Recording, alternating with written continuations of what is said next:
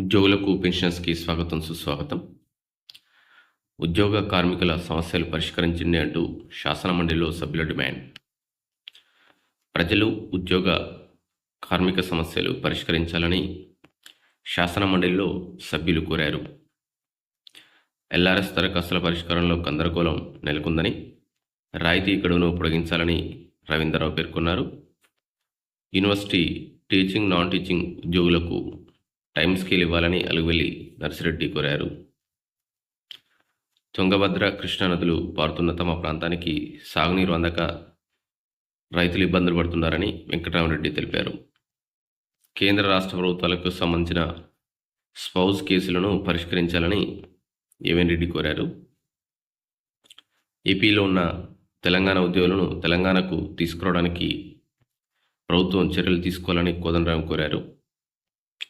అంబర్పేట్ కబేలాలో అక్రమాలు జరుగుతున్నాయని, వీటిపై చర్యలు తీసుకోవాలని అమీర్ అలీఖాన్ పేర్కొన్నారు. ఎల్ఓసి జారీ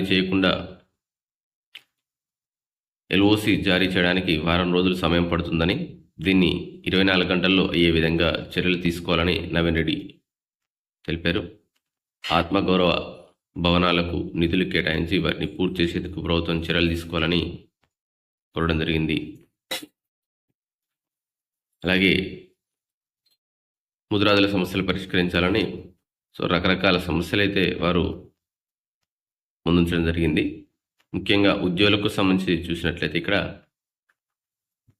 ఒకటి స్పౌజుకు సంబంధించినటువంటి సమస్య, అలాగే